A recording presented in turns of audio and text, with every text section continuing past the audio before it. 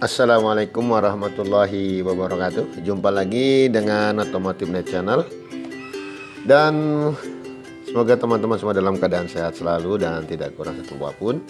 Walaupun saat ini kita masih tetap dalam kondisi pandemi COVID-19, dan kita tetap menjaga protokol kesehatan, memakai masker, jauhi kerumunan, dan jaga kesehatan. Oke sobat, pada kesempatan kali ini kita akan membahas tentang peluang bisnis dari cangkang kelapa sawit. Oke sobat planters, pokok bahasan kita kali ini adalah cangkang sawit sebagai energi biomasa. Biomasa yang berasal dari industri minyak kelapa sawit merupakan bahan bakar energi terbarukan yang populer di Asia Tenggara. Melimpahnya sumber daya biomasa cangkang sawit dikarenakan perkembangan industri minyak kelapa sawit yang cepat di Indonesia, Malaysia, serta Thailand. Dalam value chain minyak kelapa sawit, ada surplus yang dihasilkan karena pemanfaatan produk ini masih tergolong rendah. Cangkang sawit atau palm kernel cells adalah sisa pecahan cangkang setelah biji sawit dikeluarkan dan dihancurkan di palm oil mill. Cangkang sawit merupakan bahan yang berserat dan mudah penanganannya hingga produk ini siap dipasarkan. Dalam proses pembuatan cangkang sawit, terdapat pecahan besar dan kecil bercampur dengan debu dan serat kecil.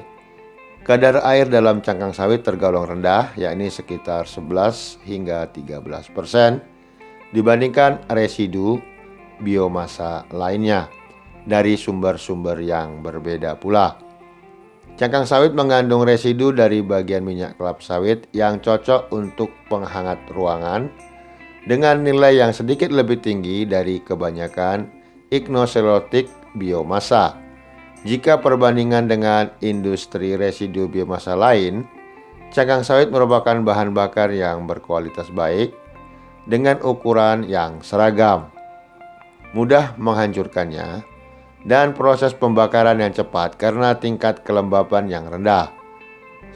Serat dan cangkang yang dihasilkan minyak kelapa sawit secara umum digunakan sebagai bahan bakar untuk ketel uap. Uap yang dihasilkan digunakan untuk menjalankan turbin yang memproduksi listrik. Dari dua bahan bakar tersebut mampu menghasilkan energi lebih dari cukup untuk memenuhi kebutuhan energi di pabrik kelapa sawit. Permintaan cangkang sawit meningkat pesat di Malaysia, Indonesia, dan Thailand yang mengakibatkan menurunnya permintaan batu bara. Saat ini industri semen menggunakan cangkang sawit untuk mengganti batu bara dikarenakan CDM benefitnya. Cangkang sawit sebagai sumber biomasa menjadi energi alternatif ketika harga batu bara meninggi dan menipis pasokannya. Tentunya jika diolah dengan tepat, maka asap hasil pembakarannya bisa dibuat lebih ramah lingkungan. Tempurung atau lebih kita kenal dengan sebutan cangkang kelapa sawit memiliki banyak kandungan unsur yang luar biasa. Mulai dari kadar air yang lembab, investasi abu yang minim, kadar penguapan yang tinggi, sampai dengan kandungan karbon aktif. Sehingga tidak heran apabila cangkang sawit ini banyak digunakan sebagai bahan bakar alternatif. Namun, pemanfaatan cangkang sawit ini difokuskan pada biomasa alternatif. Oke sobat planters, selanjutnya ada beberapa hal yang harus kita ketahui tentang biomasa cangkang kelapa sawit sebagai berikut. Yang pertama, kadaritas penguapan yang tinggi.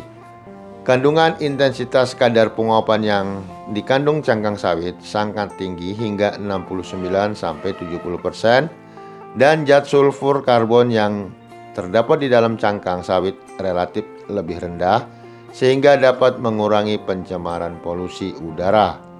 Hal ini membuktikan bahwa dengan menggunakan energi biomasa dari cangkang sawit akan jauh lebih ramah lingkungan, berbeda dengan menggunakan batu bara atau bahan bakar sumber daya alam yang akan membuat polusi yang tinggi. Dengan tingginya kadar penguapan ini, setidaknya cangkang sawit mampu menjadi potensi energi alternatif di muka bumi. Yang kedua, berpotensi sebagai pembangkit tenaga listrik.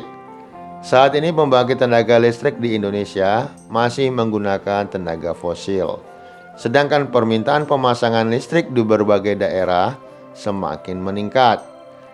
Ketidakseimbangan permintaan dengan sumber daya yang digunakan menyebabkan banyak daerah yang harus mengalami krisis listrik. Pemanfaatan energi biomasa dan cangkang sawit dapat digunakan untuk pembangkit tenaga listrik. Yang ketiga, proses pengolahan energi biomasa menjadi energi pembangkit listrik. Untuk menghasilkan energi biomasa melalui pengolahan cangkang sawit relatif lebih mudah. Caranya adalah dengan membakar tempurung ataupun cangkang sawit dengan tingkat panas tertentu sesuai aturan, kemudian uap ditampung dan dialirkan melalui pipa menuju uap yang dimanfaatkan sebagai sumber energi pembangkit listrik.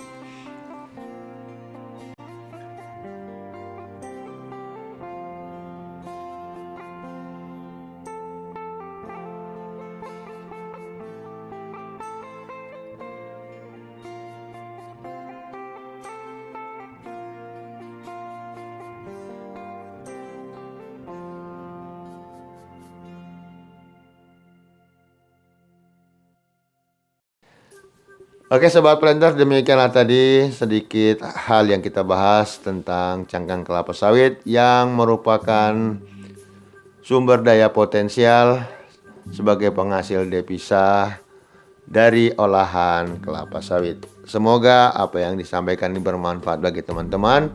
Dan selanjutnya nanti kita akan sampaikan juga potensi ekspor dan nilai ataupun devisa yang didapat dari penjualan ataupun ekspor dari cangkang sawit. Semoga ini dulu yang dapat saya sampaikan. Terima kasih dan tolong bantu kita untuk share, like, dan subscribe di channel kita. Wassalamualaikum warahmatullahi wabarakatuh.